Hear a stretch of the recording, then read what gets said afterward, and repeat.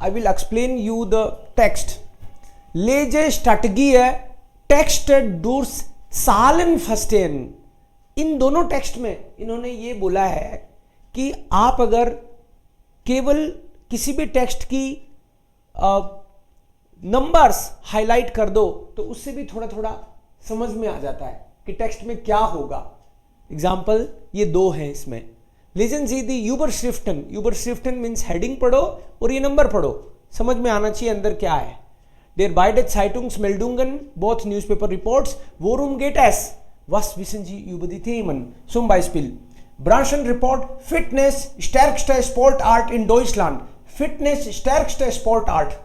There are so many sports activities, right? But fitness is the most important sport art in Deutschland. 7 Millionen, 7 Million, 71 Fitnessstudios, 7 Millionen Menschen, 6,8 Millionen Mitgliedern, 20 Euro im Monat. ये चार number पढ़ते ही समझ में आता है कि क्या होगा इसके अंदर. 7 Millionen Menschen का मतलब है कि 7 मिलियन लोग फिटनेस स्टूडियो जाते होंगे. और फिटनेस स्टूडियो कितने हैं? 7,100. इतने 7,100 फिटनेस स्टूडियोज हैं जिनमें 7 मिलियन 70 लाख लोग जाते हैं. ओके. और 6,8 मिलियन मिटग्लीडर, 6.8 मिलियन मेंबर्स हैं. एंड वो लोग लगभग कितना खर्चा करते हैं इसके लिए monthly? 20 und 6, also zwischen between 20 to 60 euro per month, इतना लोग खर्चा करते हैं. So this is the gist of the test.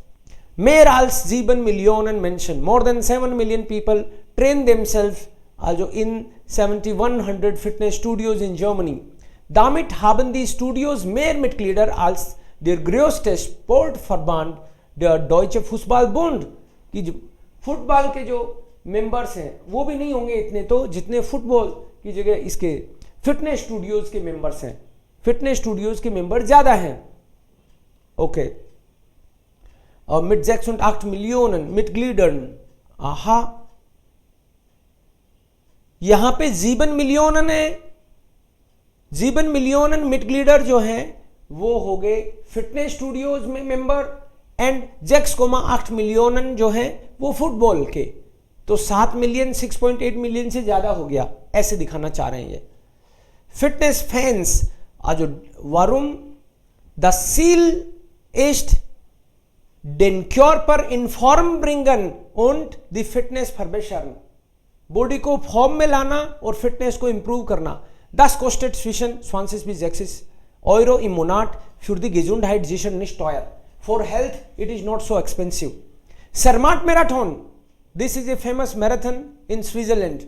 So erster kenianischer Sieg, Kenya का कोई पर्सन आके उसने जीती है इस बार.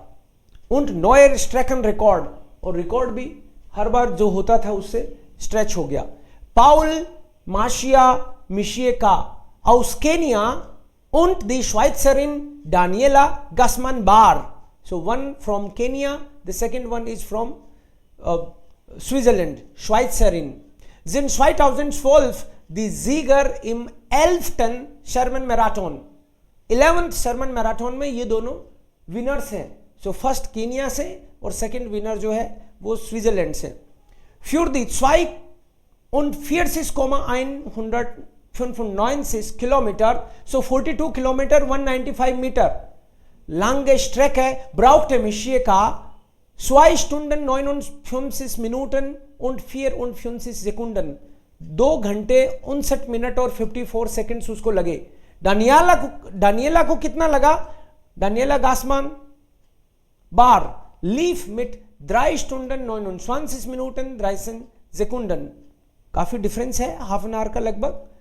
देन स्ट्रेकन record by den Frauen. So दोनों के नाम ये नया रिकॉर्ड हो गया. Insgesamt waren 1200 Läuferinnen und Läufer. सो 1200 रनर्स थे. लॉफर मत समझ लेना इसको.